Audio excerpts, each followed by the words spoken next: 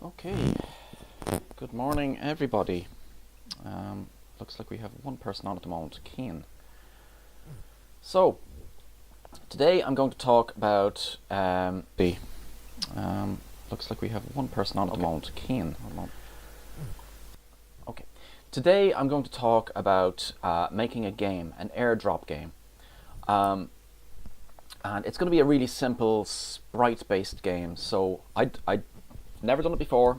It'll be fun. Let's try it. So back in the 80s and early 90s, computers like the Commodore 64 and the Sinclair Spectrum were very popular, and they weren't very powerful. So you wouldn't get games like Tomb Raider or Resident Evil or other kind of first-person games where you're actually in the game. So you'd have things like side scrollers. And one example would be that you just have something very simple going across the screen. Okay, a side scroller. Now, what I'm going to do is something similar to that, where we have an empty page with maybe a target on one side and an airplane going across. And what you have to do as the player is... Did a spider just drop down in front of me? As the player, you are going to press the spacebar at exactly the right time for an airdrop. Okay? So an airdrop is where an airplane will be passing by. It's not safe to land. There isn't an airstrip. There's nothing for the airplane to land on. So they will drop something in a parachute, with a parachute, and it will just land safely on the ground. If you don't get it right, it'll land at the wrong place. So we're going to have kind of scores where if you get it right, well then you win. All right. So we'll start off with something as simple as that. That if you have to land it in the right place, and then you win. Okay. So to begin, we start as usual with nothing. So let me just move myself here into the corner where I belong.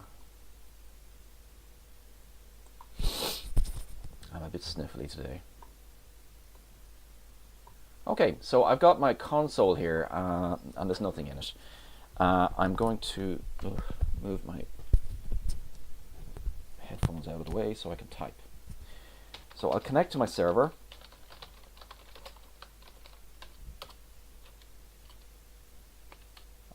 COM.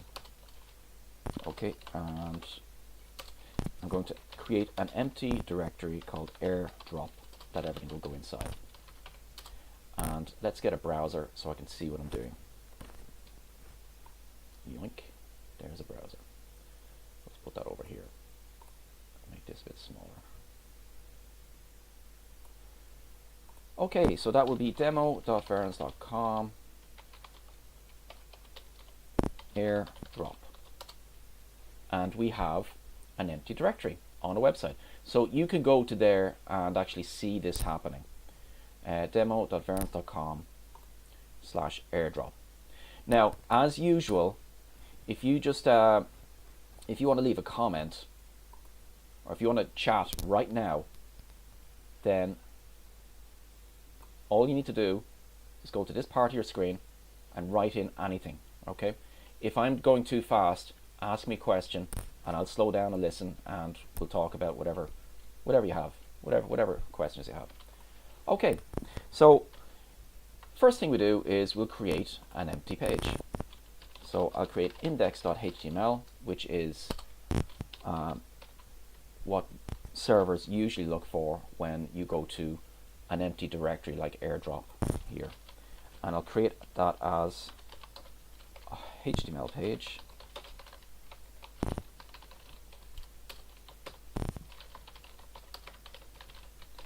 And this is the minimum required for a legal HTML page.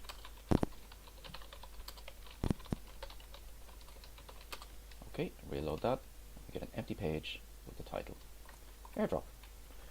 So, so what do we need? We need a target. Let's say I put the target. Let's say I put the target around here, and then we need an airplane that goes across the top, and then we're going to need something to drop down. Okay, I'll bring this, make this a bit smaller.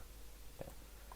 Okay, and we'll need some. We're going to be using some animation. So I'll need. Let's say, are we going to use jQuery? I'm going to use jQuery as usual because it's really simple to do things with jQuery.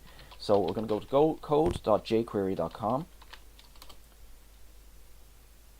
and we will grab that address there. So that's grab that one there, minified, and just stick it in here.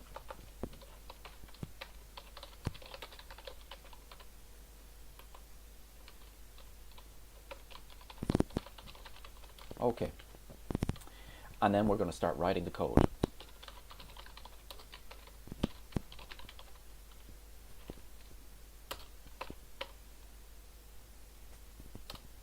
Right, so first off we need to have an let's say we create a small function which will run when the page is loaded, and that's usually written something like this. That's the only complex part of this. Everything else is going to be pretty simple. Okay, and just to make sure that we are actually doing something, let's do console log test so I can see did that simple thing work. So we'll go back to the Airdrop page, and I'm going to open up the inspector. Okay, and we'll open up that on the side there. Go into console and reload the page. Dollar is not defined. Let's see, why did that not work? Script source, is it source or is it href? Source, it is source equals HTTP. There's our problem. You see, I'm using HTTPS here, which means that the website will not load. Oh great, okay, I'll just have to download it. That's fine. It's always something. I'm just going to grab that and get it here. So now I can link it in. Just like that. There we go. Still didn't work. Okay, that's fine.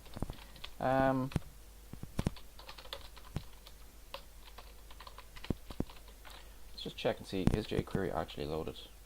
It is, yeah, there it is there. So I just need to set $= equals jQuery. Dollar is the usual thing. Maybe the minified version doesn't have it. There we are. So we've got test now. Alright, that worked. Okay. No questions yet. I've got 4 people watching. Alright, so we're going to start off with the target. So we'll say, let's write some pseudocode first. Okay, so pseudocode for this is you would have a level initializer, and then a level runner, and then scoreboard. So initialize level, which would then start it, I suppose. Let's just do that. We'll say that you start off at level 0. I don't know what levels are yet, but we'll figure it out as we go along. Initialize level. So now we need to define what is initialize level. So what happens in initialize level?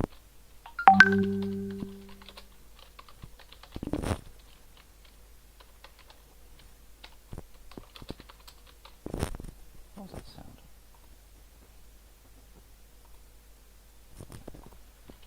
Okay, initialize level. So first we're going to grab the body of the page and make sure it is actually empty.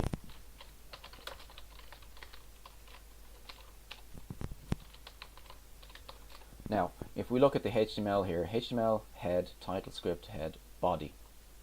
So that's what we're calling. We're actually grabbing a reference to the body, which is this big white part here. And we're going to empty it. So we'll empty it with .empty. Alright. And then we're going to create a target. So var target equals, and we'll create that as, we'll make it as a small red rectangle. We're going to keep this simple, and then later on we might add some graphics to it. Div style equals, no, yeah, okay, style equals background red. Alright. We'll use some proper CSS later on. Let's just keep it simple for now. All right, make it work first, and then we'll make it work first, and then we'll make it actually do things.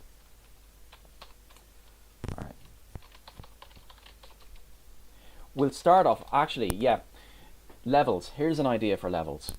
We start off with a big target, and then the levels get, as the levels go on, the targets get smaller and smaller until you miss it. Okay. So let's say we're at level 0, which is there. And so what does 0 mean? Let's say 0 is var target size equals, let's say we start off with 100 minus level. So in the beginning it's 100, and then it gets smaller and smaller.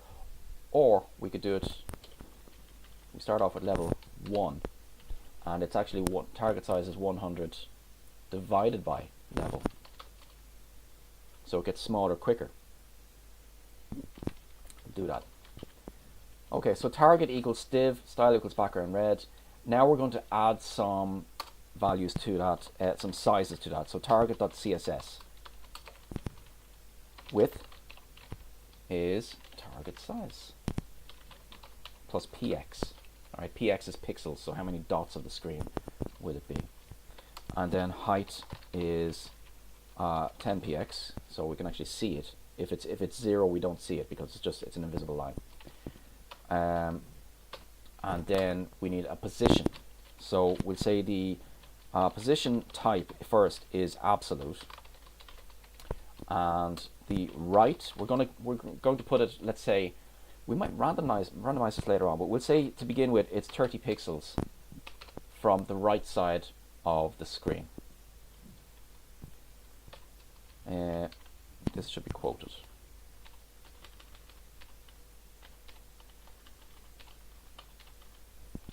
And bottom, let's say we'll just move it 10 pixels from the bottom of the screen.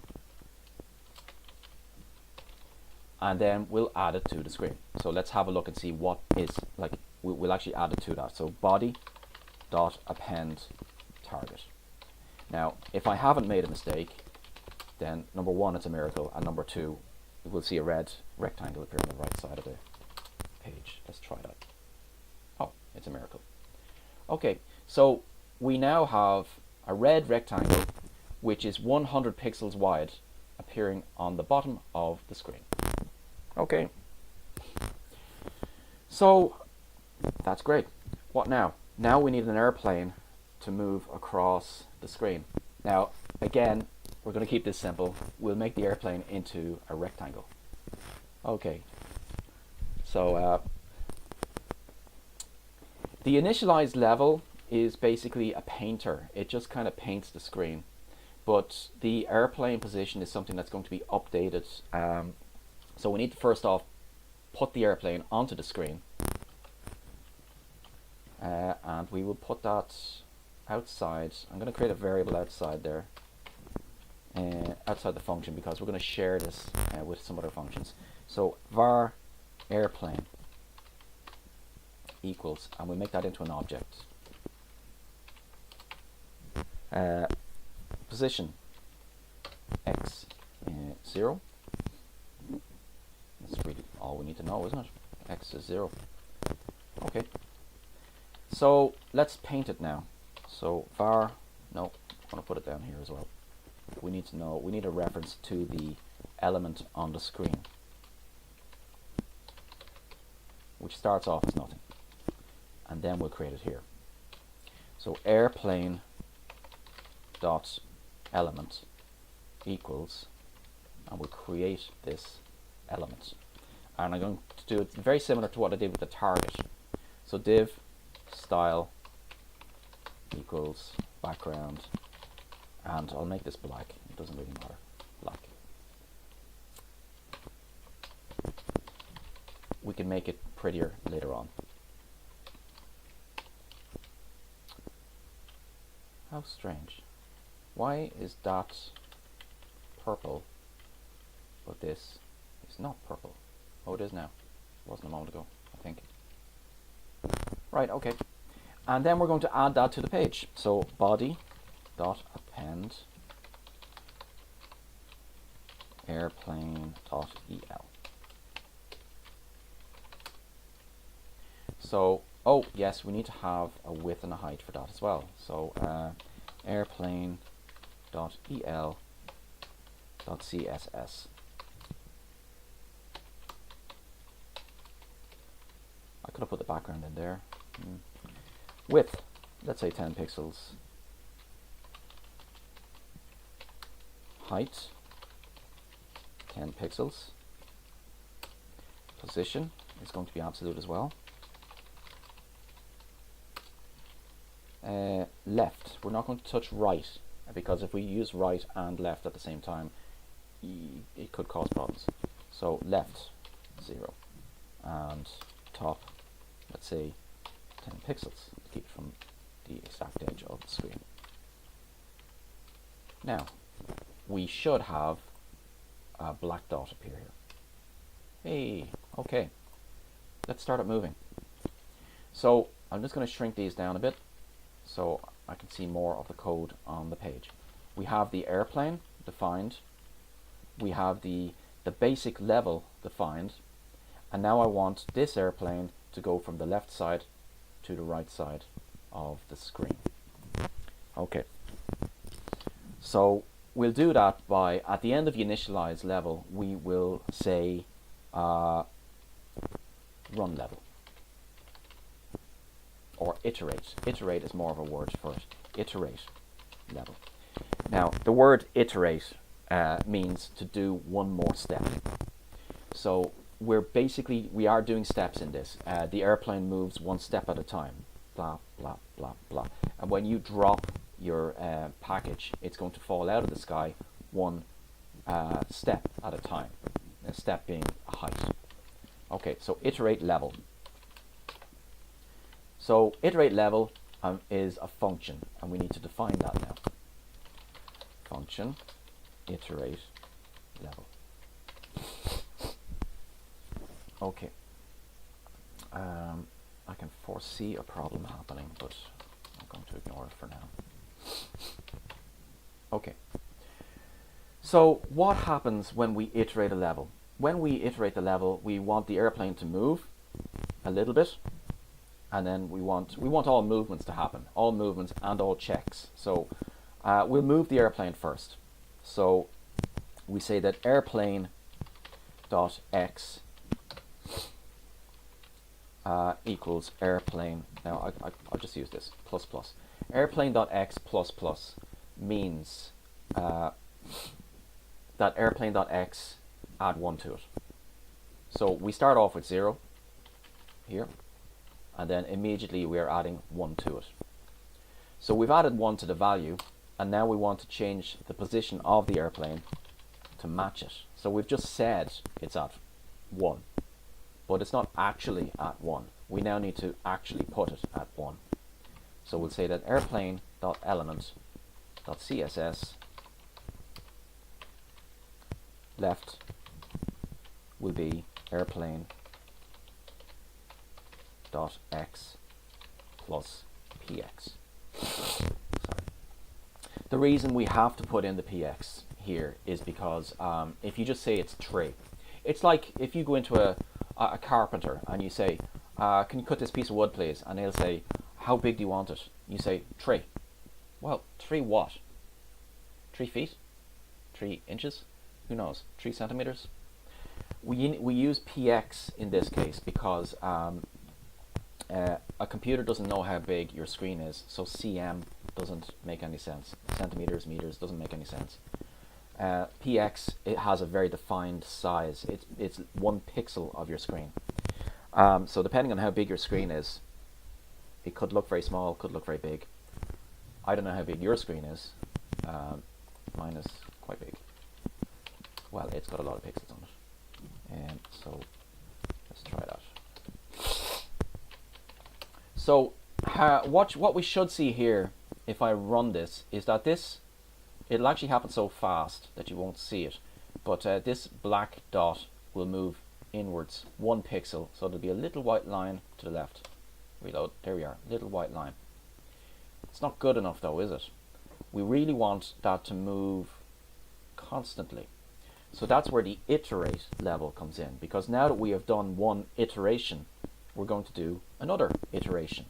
So let's do that. We'll say that let's start with 1/10 of a second. So we'll set a timeout, and what's going to happen in the timeout is that after it's finished, we will iterate the level, and we want that to happen after 1/10 of a second, which is 100 milliseconds. So now I expect to see this move kind of smoothly across the screen.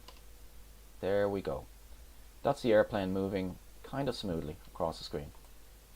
It's moving 1/10 of a second per frame. Okay, so I can reduce that. Let's say this is every 1/100th of a second, which speeds it up a bit. Now, it's a strange thing about JavaScript. Now we've got scroll bars, so there's a little problem we need to solve. The strange thing about JavaScript, if I change this to 1, it's not really 10 times faster now, is it?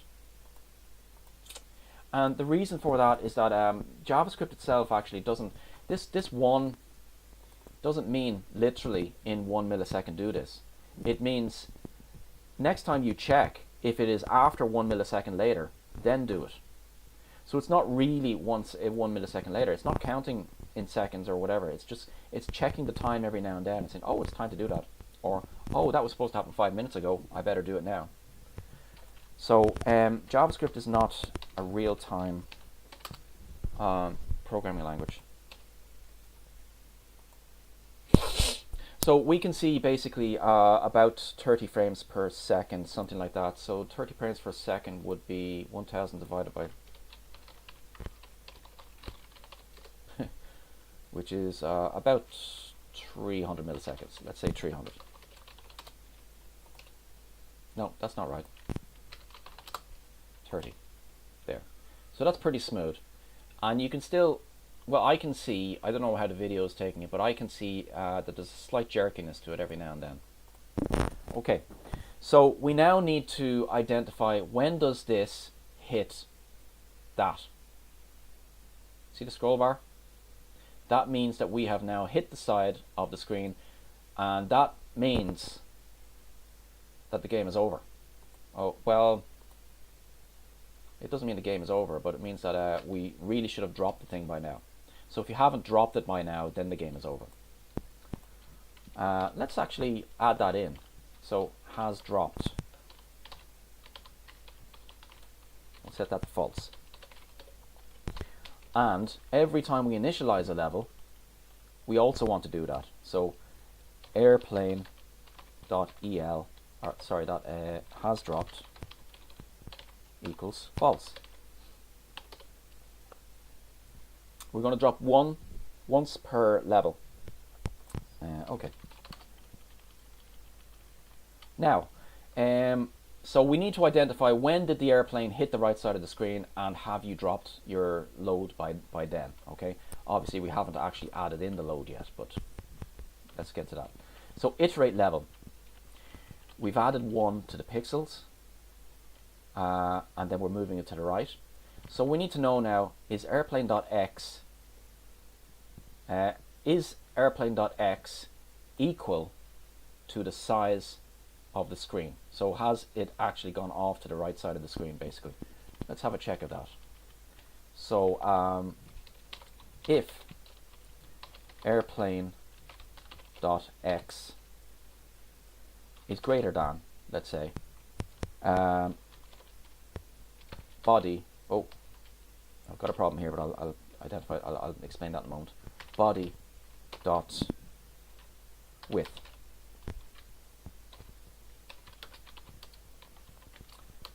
Then we'll say alert, game over. Simple. Otherwise, else, we will do the next iteration of the level, which means we get on to the next step. Okay, so if the airplane.x is greater than the body width, then game over. So I expect, now what I actually expect is a bit of a mistake. Let's see. Go. Oh, look at that. Undefined reference, uncaught reference error. Body is not defined. So why is that? We did define it here. Var body equals body.empty. But that's inside this function here, function initialize level. And what you create inside one function is not necessarily available to what's created somewhere else, especially if you use the word var in front of it, because that initializes the variable in that local function scope. So what I'm going to do here is actually pull this up and create the body here. I'm not going to define, well, I'll say it's body equals body, but we still need to empty it at the beginning of every level. So in initialize level, we'll just simplify this a bit. We already know what body is, we don't need to define it, but we do need to call empty on it, which will remove everything from that level. So let's try this now. Clear this off, reload.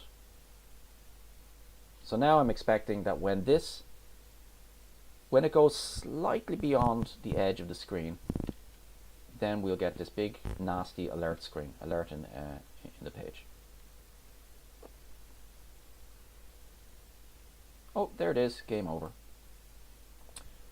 And it's actually right at the edge, it didn't go beyond it. Why is that?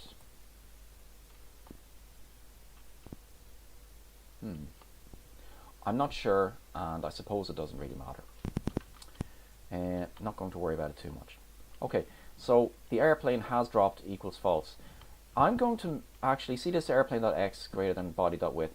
I'm going to try and make the scroll bar go away. So let's say I force the airplane.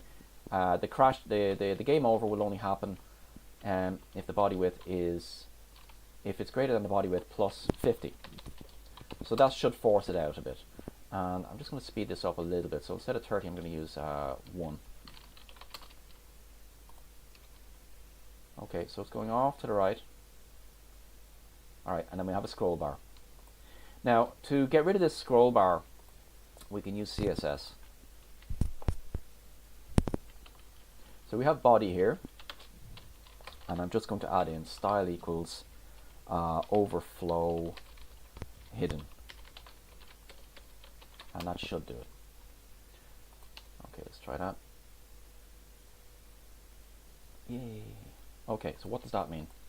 The overflow is if you have an element and it's a certain size, and then it contains content which is actually bigger than the element size, then the bit that's outside it is called the overflow. And there are a number of different ways of handling that in CSS. So you can say overflow hidden, which we've used here, which just means it will cut it off. So you'll have the main part, but you will not have the other part. Or you could have overflow scroll, or overflow scroll X or scroll Y, which will add a scroll bar. And overflow auto, I think, automatically adds a scroll bar, if I remember right. Don't remember, not straight out. Sorry. So in this case, the airplane is actually here.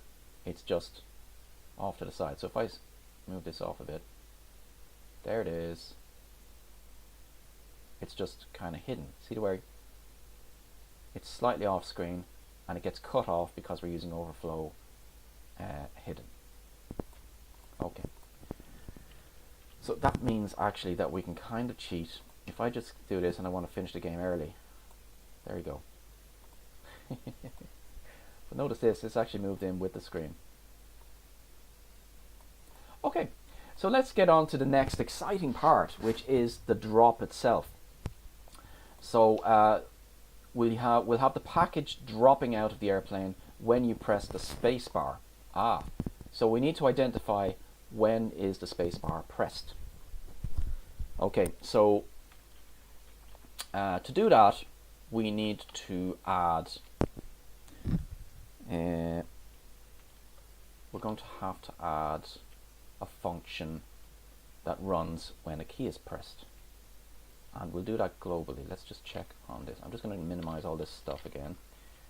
Right, so this is what happens when we run the script. It creates the body, it defines the body, creates the airplane, initialize level, iterate level. Okay, so now we need a function handle key press.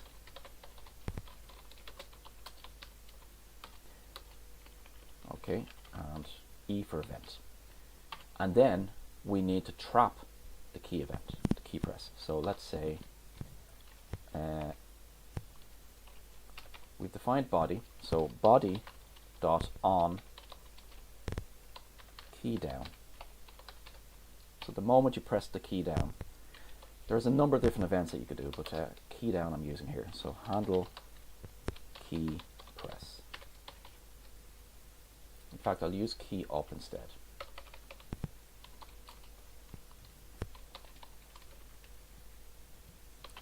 And then we'll just use console.log to have a look at that event and see what is it.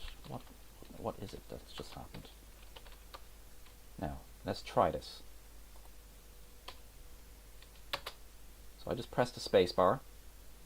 Let's do it again. I'm just going to do it again, but this time I'll press the space and I'll let it go after a second or so. Oh, that's interesting, isn't it? It ran a few times. Oh. It thinks I'm doing a key up. Alright, let's try this. Let's change this to key down then. See what happens. I've just learned something. Okay. Reload. Oh, interesting. What about key press?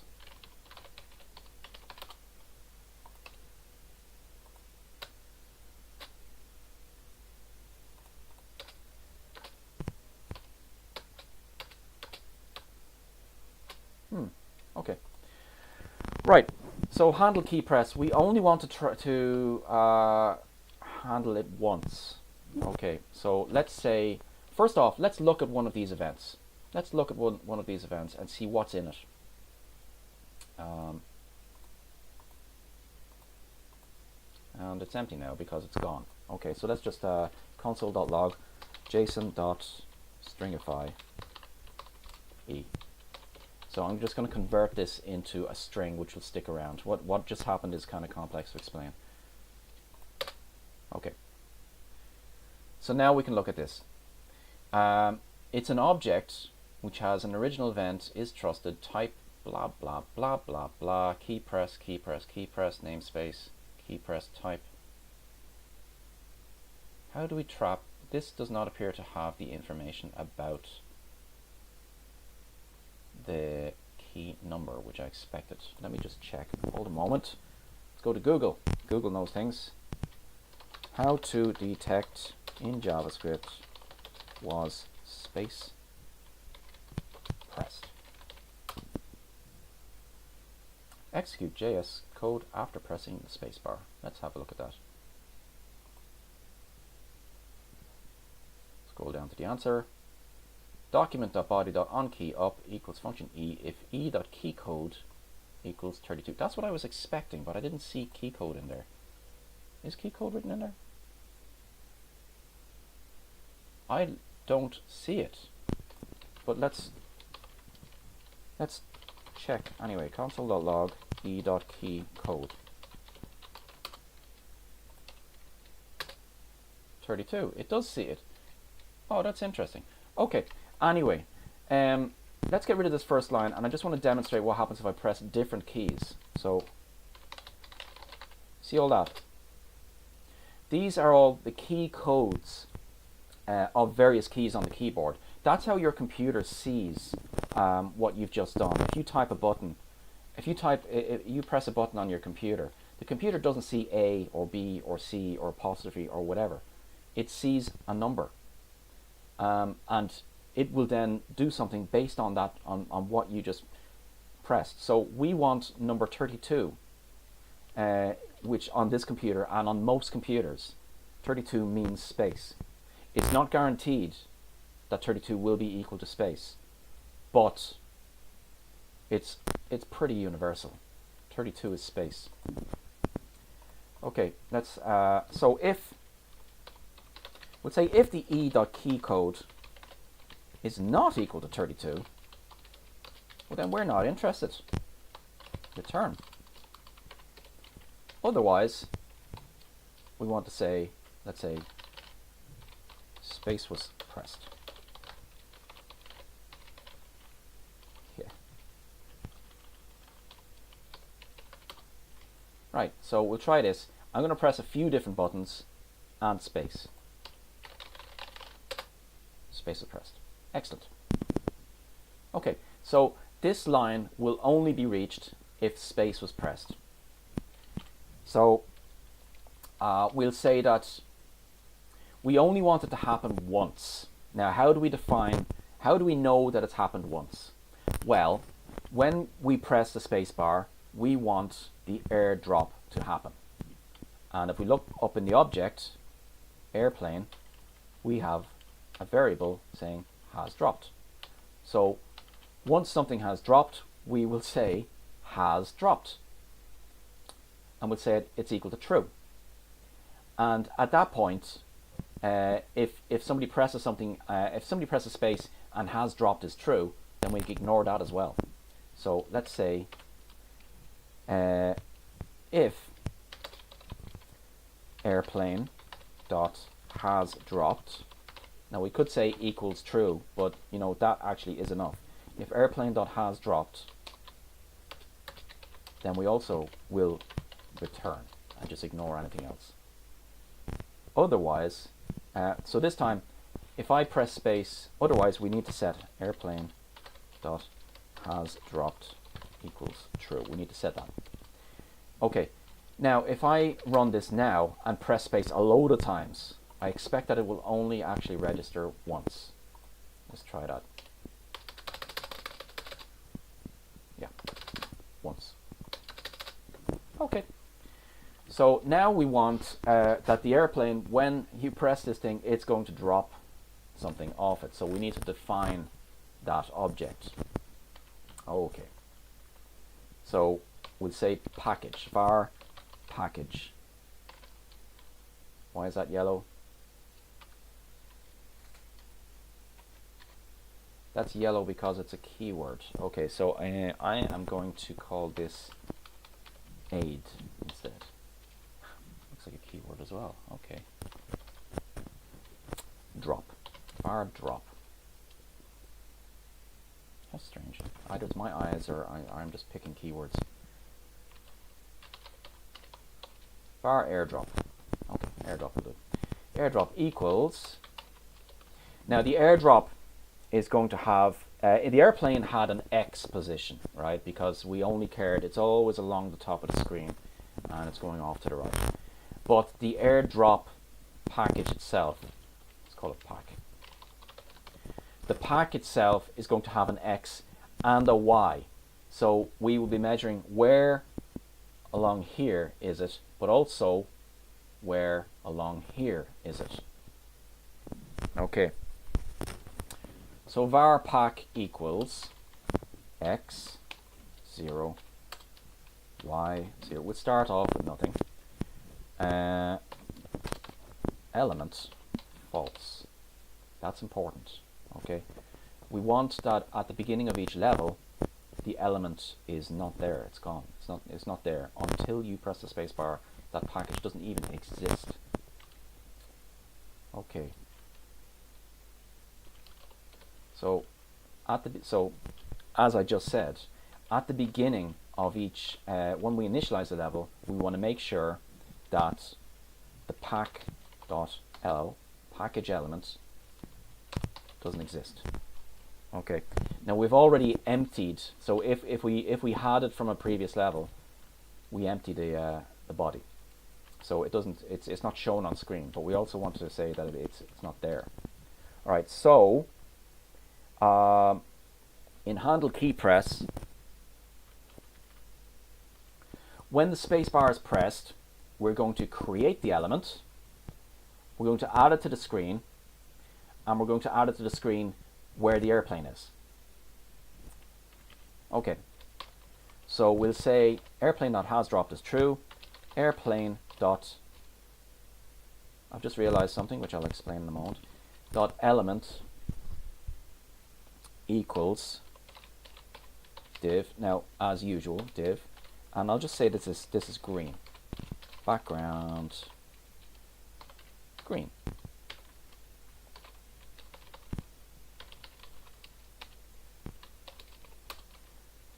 Okay. Airplane dot. No, it's not airplane. It's pack. Was it pack? Is that what we called it? Yes, pack. Pack.el. Okay, so pack.x equals airplane.x. Okay, and we're going to assume that the airplane is always at position 10. So pack.y is equal to 10. We'll just assume that. It's an assumption for now. Later on we may add another level where the airplane can move up or down or something. So you could move it kind of closer to the thing and make it easier for yourself. Maybe if we do this. Pack.y equals 10. And we need to add that to the screen. So body.append pack.el. So we're going to attach the object we just created. It exists in kind of an abstract space, and it's in memory until we attach it to the screen, and then it will be drawn the next time the browser updates the screen. Okay, now because we're not actually doing anything with it, it's just going to be on the screen wherever we press space. Let's try this and see. Nothing happened. Why is that? Nothing happened. Isn't that fun? Alright. It did say space was pressed. I think it is on the screen. It's just invisible. Let's check. View page source. No, inspect. Oh, we already have it. So we're going to elements. Let's look in the body. Red. No, it's not there. Why is that? Let's just reload this. There it is there, background green. But we didn't give it a size. Look where it is. It's up in the top right, top left here. So we didn't give it a size. So it's 0, 0. And there's nothing in it. It's completely empty. It's on the screen, but we can't see it. So we need to fix that. pack.el.css. So we're going to just style it. And that's what the middle S is for, style. So width, let's say 10 pixels, as usual.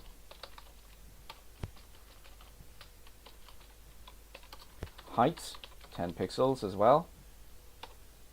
I should really remember to put this apostrophe in at the beginning. Position, absolute. The position absolute is important because it says how the browser should measure, like what's it measuring from. If we use position relative, then it'll be measured from position relative special case. Absolute measures in this case from the top left of the screen. It can measure from other places, but Jesus, CSS is hard. All right, it's hard to explain. I understand it, but how do I get it out there? That's green, but it's in the wrong place. Okay, why is it in the wrong place? Pack.x. Oh, because we need to tell it to initialize at pack.x plus px, and top will be at well, it always starts in at the same position, 10 px. Now this is a bug as well, which we will see. I'm just going to go back to the console here, clear it and reload, and we'll see what the issue is. Okay, so it's in the wrong place. It's supposed to be wherever pack.x is set, but we don't actually set that until later on. So we'll move this CSS until after all this initialization is done. And this, yeah, okay. So let's try this again. Airplane space. Excellent. So the airdrop package has now been let out of the airplane at the point where we pressed space. Is that airplane still going? Stopped. Okay. Now, why did it... Right, there's another bug here, which I've only just noticed. I really should have noticed earlier. Alright, let's do this again. Space. So the airdrop has happened, and yet, game over. Why? Let's go back to our logic. So iterate level. If airplane.x is greater than body width plus 50, game over. But it shouldn't be game over because the airdrop has happened and we really should wait for it to land on the ground. So if airplane.x is greater than body width plus 50 and not airplane.has dropped. So in this case we're now checking, is the airplane past the airdrop and you haven't dropped it? Alright. Now the thing I noticed earlier on is that we don't need this has dropped value because this EL, it has practically the same meaning. Airplane, so pack.el is practically the same as airplane.has dropped. So I'm going to remove this. And I'll just has dropped, run a search for any of those has dropped. Don't need that. There we are. So if not pack.el. So pack.el is false, which means that it's not on the screen and the element doesn't exist. Well, then game over. Now let's try this. So I expect that when I press space, pack drops, but it keeps going. That's what we want. Okay, so now who knows where the airplane is? It's gone too far. All right, it's still going, but there's no scroll bar. That's nice. Next, we want this to actually start falling. So let's keep it simple for now. Now remember, you can actually go to this URL, this demo.verance.com/airdrop. It is a real URL. You can go to it. It exists. So let's say, what do we want now? We want the let's just shrink this down again. Shrink everything down so we can see basically the structure of the game so far. In iterate level, we are going to move the airdrop down, and we're going to keep velocity kind of stable for now, and we'll talk about physics later on. Okay, so airplane.el, yes, good. So now I'm going to put a return in here. Yeah. So if the airplane has gone too far and the pack.el has not been dropped, then return an alert, game over. Okay. So this iterate level only ever happens if the game is not yet over. I'm going to put a space after that. I'll leave this. I don't need all that space. So now, if the package exists, so if pack.el, then we want to increase its x value. So pack.el, pack.x, no, it's y value, it's down and up value. We'll just add 1 to it for now. Okay, and then we will actually paint that on the screen. So pack.el.css top will be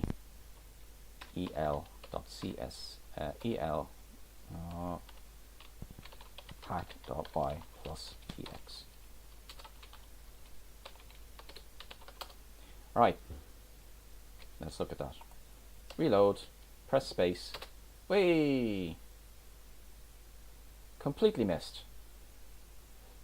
Okay, so that's another game over point. So if we completely miss the target, then we need to know that we missed the target. So how do we know that we missed it? Well, first off, we know that we missed it because it went down below the screen itself. That's not the most obvious thing, but you know, it went down below the screen height. So let's just check for that. So we'll just copy this code here and paste it in here and change airplane.x to pack.y is greater than body.height plus 50. We don't need this bit here. Okay, so now the moment that the element drops below the screen, the game is over.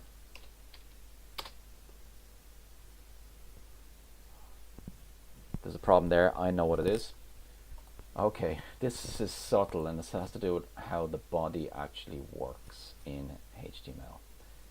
All right, elements, body. Okay, that highlighted part is actually the body of the page. The body is not the height of the window. Okay, let's just check window dot inner height. Yeah, that looks good. 656. So we'll do that instead.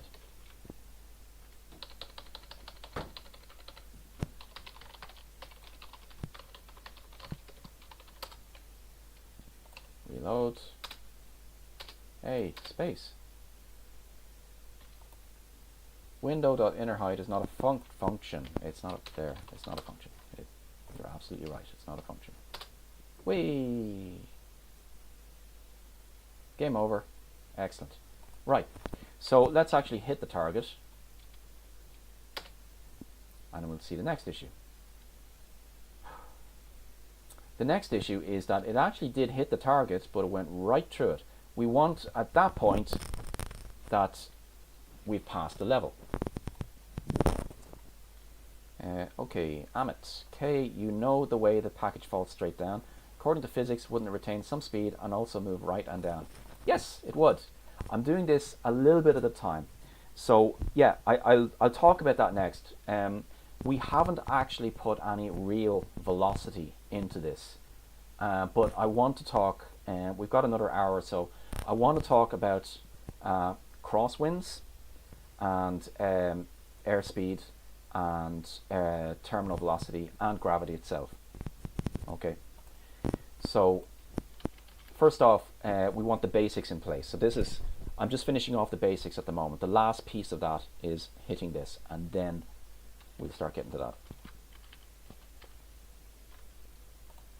Okay, let's see. Okay, so if pack.y is greater than inner height plus 50, return alert, game over. Okay, before we do that, if we want to see, did it hit the red thing, the target? If pack.y is greater than or equals, equals is greater than inner window dot inner height minus 10. Why am I doing that? Because we actually positioned this thing at 10 pixels from the edge. There are some little fudges that we're doing here because positioning is not as easy as it sounds. I mean, it's not really 10 pixels from the edge because it has a height. So it could be 10 to 20 from the edge. But let's just say if pack.y is greater than window.innerHeight minus 10, then that means that we're kind of measuring, has it hit here to here? Actually, let's do minus 20. So it should really be from the top. So it's basically hit the top. And pack.y is, or pack.x is greater than window.inner width which is sideways, minus 10 minus the width of this thing. So that was, what did we call that? That's we're dividing it by the level target size. So target size needs to be shared. I'm going to move that up here. The variable itself needs to be shared. And inside initialize level, target size equals 100 divided by level. So we can just set that to 0. Okay, so if and where was I? Oh, down here. So if pack_y is greater than window.innerHeight minus 20, and that's gone on to the second line, so I'm just going to make this a bit neater. Pack.x is greater than winner.innerHeight, inner width, minus 10 minus target size, and pack.x is smaller than window.inner width minus 10. Okay. Yeah. Let's make that neater. There we are. Then we'll say return alert yay. So what does this mean? Pack.y is greater than inner height minus 20 means that if the pack is below this, remember y is being measured from the top. Okay, so if it's greater than this point here, and it's greater than inner width minus 10, that doesn't look like 10. What did I set that to? Position absolute. Oh, 30. All right, should be 30. Minus target size. So if it's greater than this and less than this, well then we can say that we hit it. Let's give it a shot. See what happens. Oh, isn't that beautiful? Yay. Okay, so we hit that perfectly.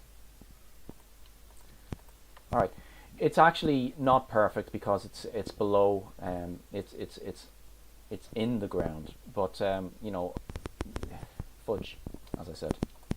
Okay, so now that we have hit this thing, return yay, what I really want to do is get on to the next level and maybe, you know, give you a score or something. So let's say alert, you have beat level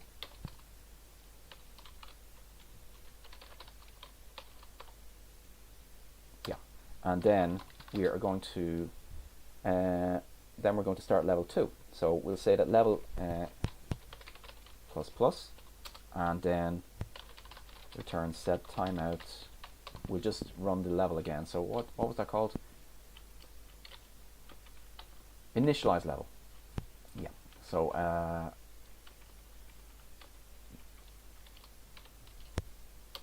initialize level. What? Let's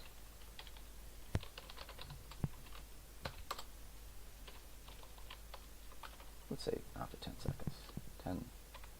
100 milliseconds. Okay. Let's give it a shot. Whee! Boom! You've beat level 1. Oh, that's nice, isn't it? Now, what happens? Oh, game over.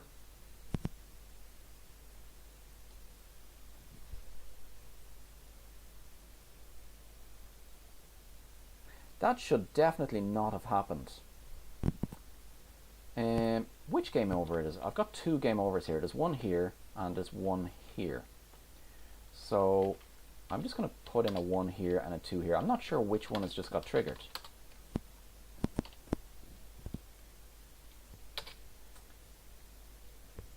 Okay. 1 game over. So it's this one here. If airplane.x is greater than body.width plus 50 and not pack.el. Okay.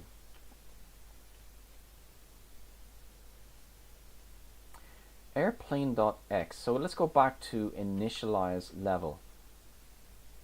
I know what the problem is. When we're initializing the level, we should really be resetting the position of the airplane and the target, but you know, not the target, the package. We just need to do we just need to reposition the airplane.ex .x. So move that back to the beginning, because we actually restarted the level. You can see that the target got smaller. We restarted the level, but the airplane is still off to the right side there. Let's reload that again. See what happens now.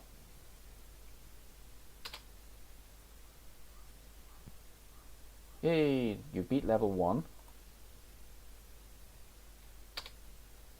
Game over. I think there's another issue here. Let's try this again. So if I hit space a few times, nothing happens. But look, it's still not happening. That's, I think we forgot to reset. No, that's there. pack.el equals false. Right, where's handle key press? Ah, if airplane.has dropped. Yeah. Okay, has dropped. Yeah, I just forgot to get rid of them all. Let's try that again.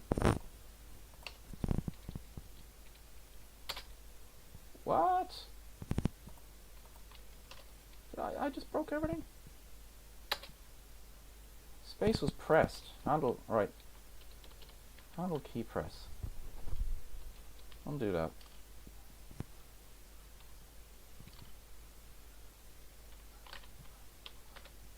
Oh, if pack.el, right, yeah. Okay, that's fine. Reload.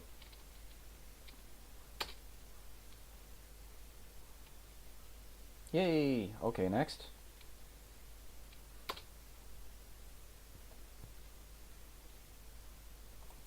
And it gets smaller again.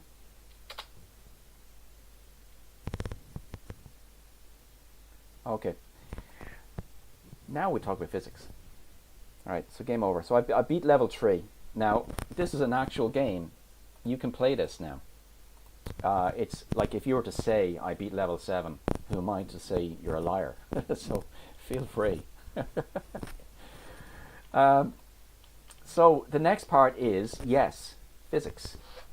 So, we want to say, how fast is the airplane moving? And what happens when you drop the package? So we're not going to be very vigorous about this or rigorous about this. So when you drop the airplane, we're not going to talk about like how smooth the airplane is and what turbulence there is. So what happens exactly the moment you drop it, or the shape of the thing or the weight of the thing like that. We're just going to we'll start off by using gravity.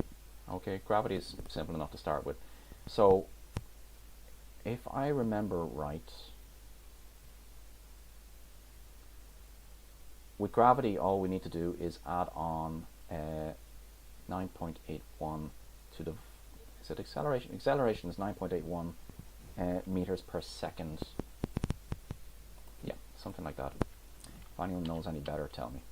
So we want to first off know what is the speed at which the pack is dropping. In fact, let's start off simple. We'll say that the pack has an x velocity of, let's say, 1/10 of the airplane. Okay, so we'll say the airplane is moving at a speed of 1, which would be 1 pixel per iteration. We'll say that the pack has a speed of 1/10 of that, so 0.1, which means we need to add that in here. X velocity, and then we'll set that when the thing is dropped. Oh, well, we will also say that the airplane has an x velocity of 1. And we'll use an actual x to represent x. Okay, so in handle key press, when the element is created, we're going to say that the pack.x velocity equals, do you know what, I'm not going to do that. I'm going to say that it starts off with the airplane's velocity and then it slows, so it gets multiplied by, let's say, 0.8 or something every iteration. Yeah, so we'll just do something simple as that. So x velocity equals airplane.x velocity. So we'll say that. Alright, and then that means that in the iteration we need to now change that velocity,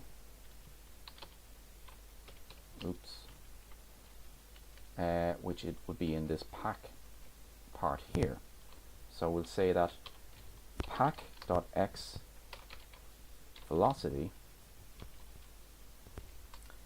is multiplied by, let's say, 0.9. This may actually be too much, but we'll see. But we should get a bit of a curve out of this, I think. Well, more of a parabola, really. And so we'll say that pack.x plus equals the pack.x velocity. So we're just going to literally add on the velocity to the x position. And then the CSS, we need to change to represent that. So pack.x plus px. Let's have a look and see what happens. Oh, look at that. It's a bit vigorous. Let's add on. Let's pretend as that the air resistance is quite big. So that means that we would multiply this by something a bit bigger, like 0.8. Let's try that. No. Okay. Let's say 0.5. Is this even working?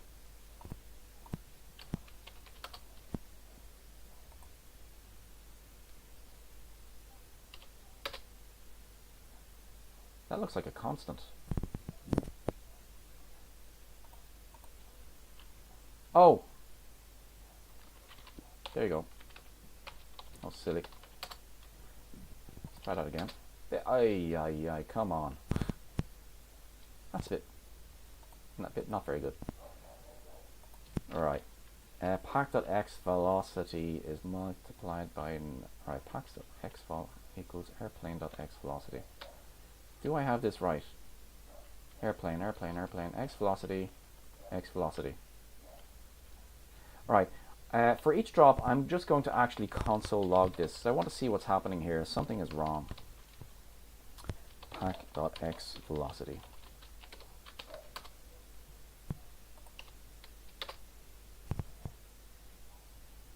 It is working. Oh, okay. Let's just make that very, very close to 1. Oh, there we are. Alright, so I'll make it a little bit more.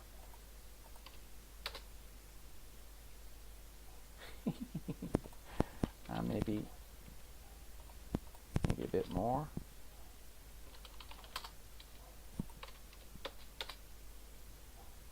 Okay, so we have something which is approximating wind resistance. But we haven't catered for gravity yet. So gravity adds on 9. Is that what it is? It's you just add on 9.81 to the velocity, the y velocity. I think that's right. Let's just check this. So we'll go into here and we'll just set y velocity equals to 0 to begin with. And so when the package is let go, let's move this down here a bit. Right, it's under handle key press. Yeah. We need to say that the pack.y velocity we'll say it starts off as 0. Okay. And 9.81 meters per second, it actually doesn't really mean anything in pixels. So instead what I'm going to do is just add on a set amount each. So we'll just say in each iteration we'll just say the pack dot y velocity plus equals, let's say 0.1. Let's just say that, and then we'll say the pack y. At the moment we're just adding 1 to it, which is what the plus plus is. So we'll say the pack dot y plus equals pack dot y velocity.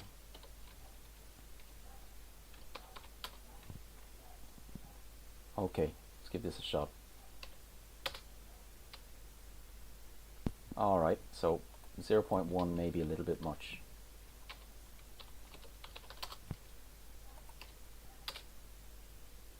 Hey, that's a bit more realistic, isn't it?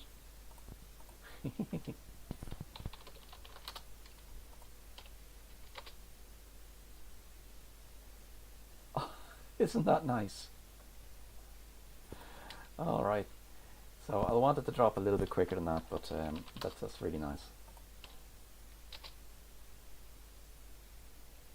Okay, now the speed that we're iterating this pretty quickly, so I'm just going to bring this back to 30, which is what I originally had.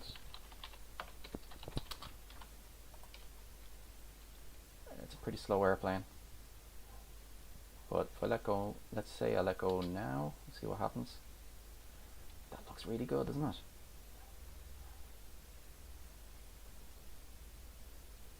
Is it going to hit? I don't know.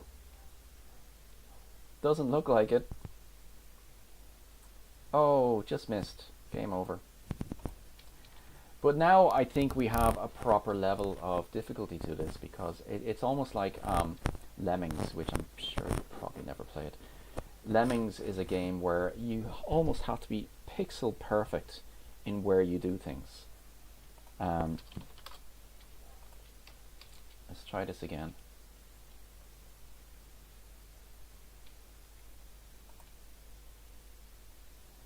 How about there? Does that work? It looks good. I'm going to change this to 10. Ah, yes, look at that. Oh, I am the winner. We'll do this a bit faster now.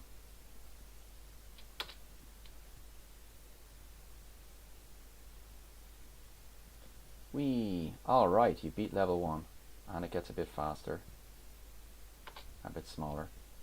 Now, it's possible to cheat this, because the way I mentioned Lemmings earlier on, with Lemmings what you would do is you would actually pick a point on the screen and you'd figure out through time that's the right point to do this. And the way that worked is that it was always the right point, because everything moved at the same speed, everything was laid down always exactly the same. In this case, the airplane is moving at the same speed. We have a constant wind pressure, which we're kind of saying that the air is static. And as you're trying to push through it, the air is trying to slow you down, which is why we have it's slowing down in the x dimension. So instead of just doing a line like that, it ends up being a curve like that. That's because the air is slowing you down. You've got wind resistance. We also have gravity, which is speeding it up downwards, and it's constant as well. So it's everything in this is very, very predictable. There is something else we need to take into account, which is terminal velocity. Terminal velocity has to do with how parachutes work in the first place. We're pretending there's a parachute in this. Do you not see the parachute? See that little... Oh, I missed.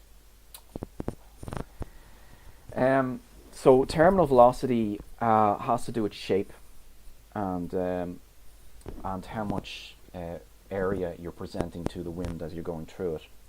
So you might have seen a video a while back of a squirrel falling off a tall building, like something like 50 stories up. And the squirrel fell off the building about 50 stories up and just spread out its arms. And that was enough for it to slow down because air resistance. The air, if you curl into a very tight spot, well then the air will fly right past you and you'll just go down like a bullet. But if you spread yourself out, especially if you're wearing a wingsuit or if you've got, stretchy skin like a squirrel and a big fluffy tail like a squirrel, then that will slow you down enough that you will land and you may just survive. So that's how parachutes work. With a parachute, you're going through air, and what you want to do is present the air with as much area as possible. So you deploy this big canvas sheet, which will just go out like that.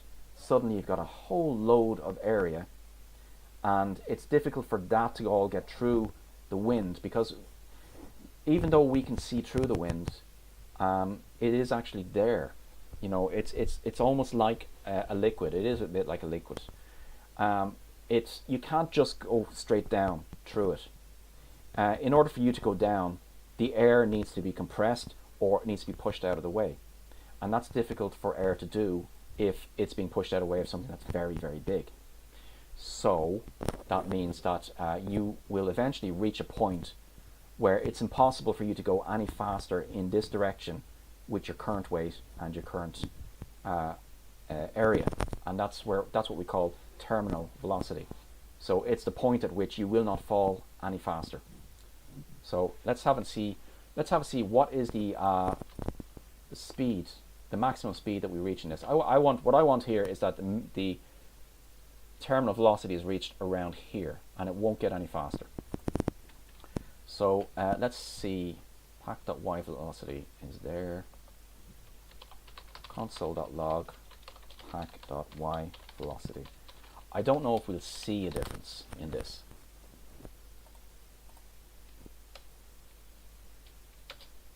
So I would say around that point, or yeah, maybe there. So that was something like 1. All right. So we'll say if pack.y velocity is greater than 1, well then we'll just keep it at that. Pack.y velocity equals 1. We'll just reset it to 1. If it ever gets beyond 1, we'll just reset it down to 1.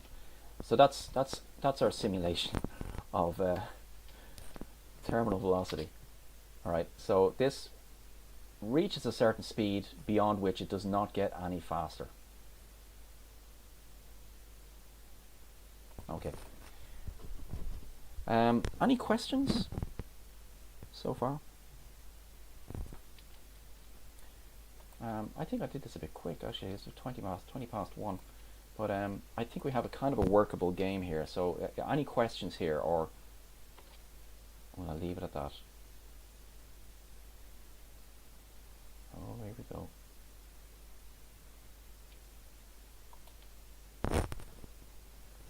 So what could we do to make this any better? Let's say we add in.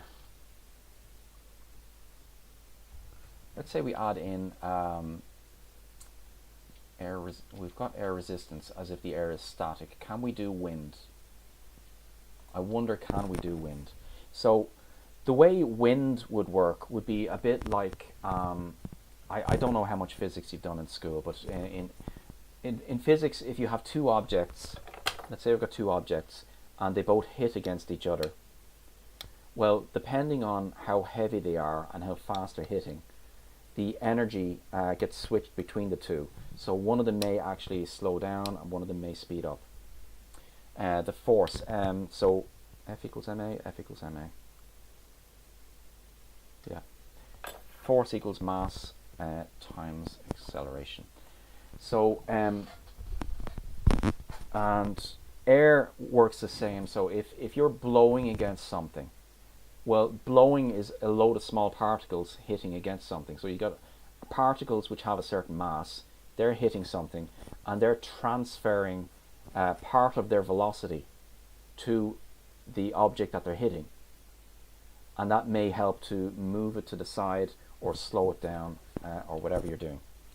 So in order to simulate that, let's do it.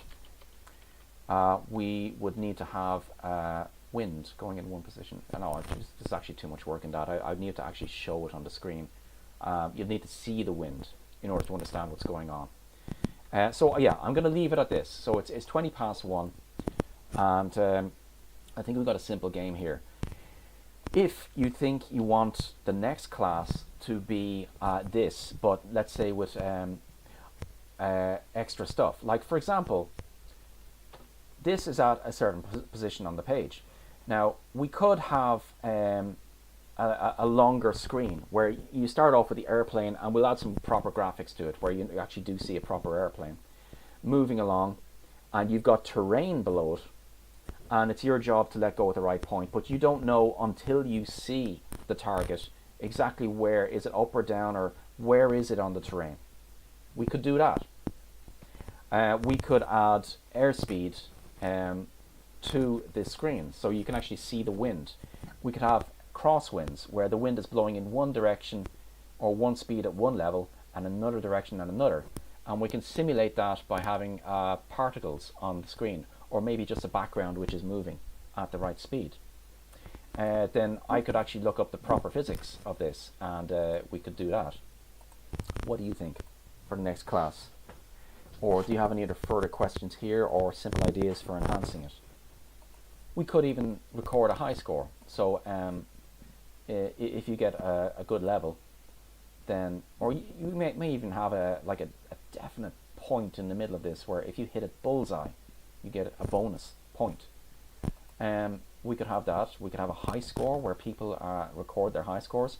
That's going to be difficult to police, because if you're smart, and I'm sure you are, then you could hack it.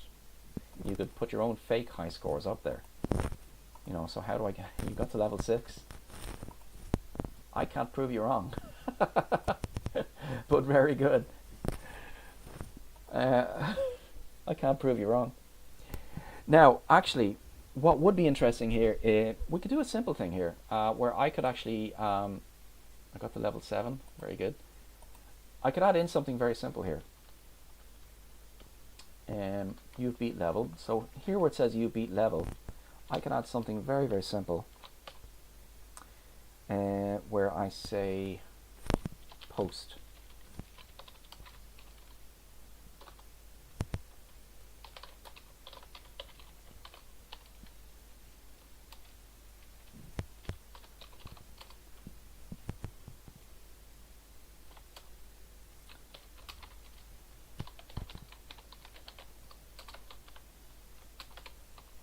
Simple as this.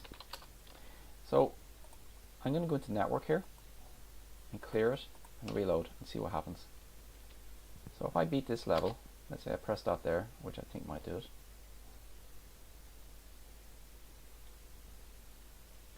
Then I expect I beat level 1 here. Now watch this network part here. Hey, it sent a message to the server. Now I didn't give it a script yet. There is no file there. But what did it send? It sent to new highscore.php headers level 1. Okay, let's create that file. New highscore.php, and I'm just going to create an empty directory here.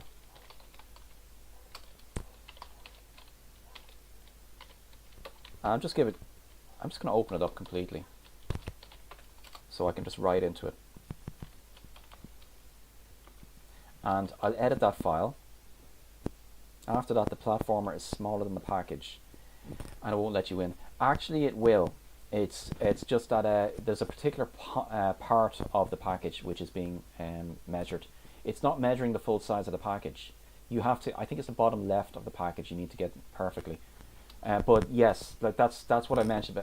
I mentioned fudging the sizes earlier on, because we haven't actually taken into account the physical size of the package and the physical position of everything. New highscore.php. Okay, so what I'm going to do here is I'm going to file, put contents, tmp, current time .txt, int val, request level.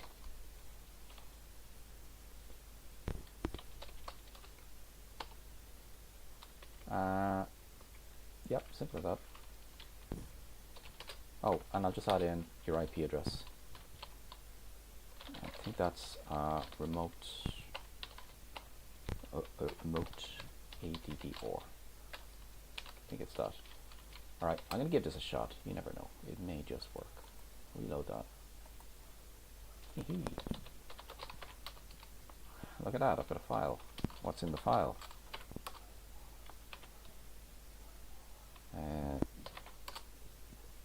There you go. That's my IP address. So now I can measure your high score. So game over. Who's that? Is that you in there?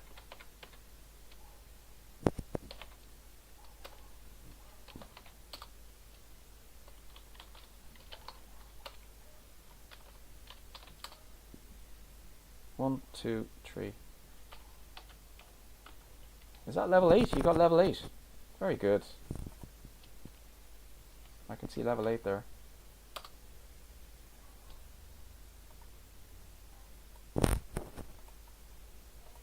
Alright, so I've added in, like this, it's extremely simple, you know, and it can be easily hacked. I mean, I could fake the numbers and push them up, and I'm sure you're smart enough to do that as well. But basically, this tells me now that this is your IP address, and you got to level 8 on it. So that's a very simple way of measuring the score. Oh, there's another one there. And level 1. So I'm guessing that you didn't beat level 8 or level 9. But there's you on level 8. Okay, so that can be easily hacked. How do you stop that? I don't know. Furthest you can go is level 10. After that, the platformer is smaller than the package, and it won't let you in. I still think you're wrong, but I'm not sure. Actually, let's say I think it was. I think you can get up to about level 100. But the problem is, now you are right, because if you think about it, what we're doing is we're taking the platform size as 100, and then we're dividing it by the package size. Sorry, the level. So 100 divided by level 10 equals 10, which is the size of the package. But remember what I said, we are not taking the package size into account, just its position, its bottom left position. So technically, you should be able to reach up to level 100, because at level 100, the target is 1 pixel in size. And anything beyond that is less than 1 pixel, and then you're not going to be able to land on it. Maybe level 50. Maybe level 50 is or level 33 might be the limit. I'd be very surprised if you do get to level 33. Anyway, okay, so I'll leave it at that for today, and maybe next week we can enhance this. If you're interested, then please do leave a comment either in the chat, or let me just drag this over here. Yoink. So either leave a comment here or add a public comment. Now actually add a public comment for any ideas that you want to do for the next class, and we'll work on that. Okay, so see you later after I figure out how to shut this off. End stream. There it is. See you next time.